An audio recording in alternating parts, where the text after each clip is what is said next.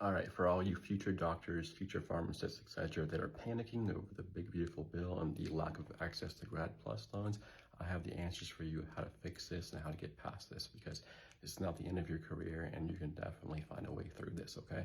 So the first thing I want to talk about is that many vendors offer private loans designed for medical school, which aren't as bad as they sound. Obviously, it's always better to go federal if you can, but SoFi, for example, as let's call it SoFi, they actually offer rates that are anywhere from 4 to 5, if I recall, percent interest rates, which aren't bad, and actually lower than my current federal rate. And they actually offer repayment plans for residency, so you actually pay less amount than you would normally pay on regular loans. So you get like kind of like a prorated amount based off your income. It can be as little as $100 a month, so it's definitely affordable. So, you know, while it's not federal, you don't qualify for forgiveness. You can definitely get the private loans, and that can definitely be a way to kind of bridge the gap, so all is not lost.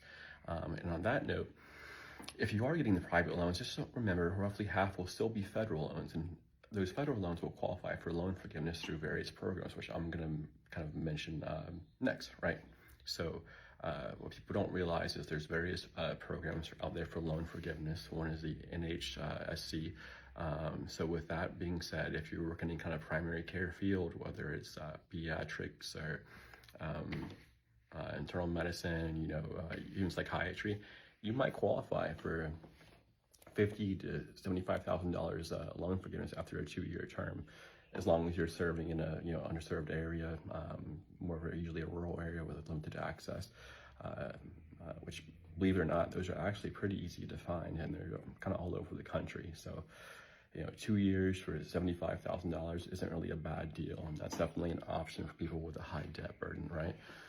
So also places usually have statewide programs too. Like my state actually offers a program that they give you $20,000 loan forgiveness each year if you serve in an underserved area. You have to apply for it, of course, but that's definitely an option as well.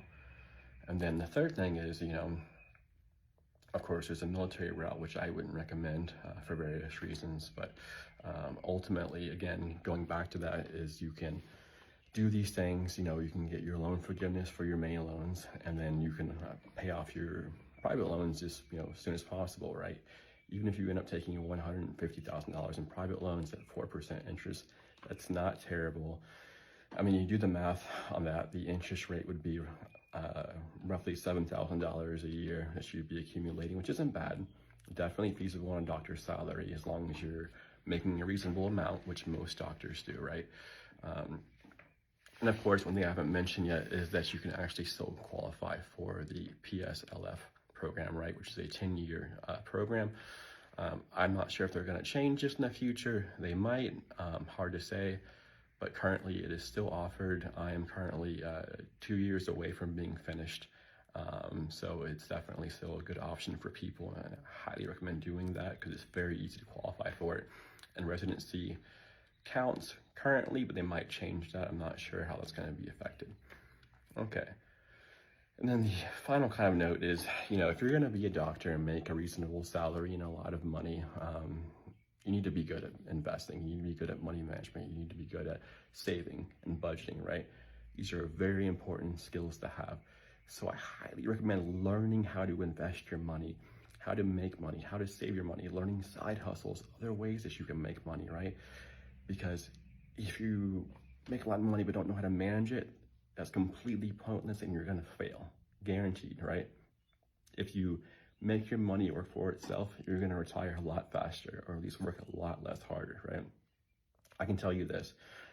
I've been attending or senior doctor for roughly 3 to 4 years now, and I could easily pay off my student loans right now if I wanted to, right? I have better things that I'm currently doing with my investments and loan forgiveness, but I borrowed over $320,000 for medical school loans, and if I wanted to pay them off right now and still have money in the bank, I could. And that's only because, again, I invested wisely, I made smart moves, my money, I budgeted well, and I managed my cash flow well. So I want you guys to know this is not the end. You guys can definitely get through this. You can be a doctor.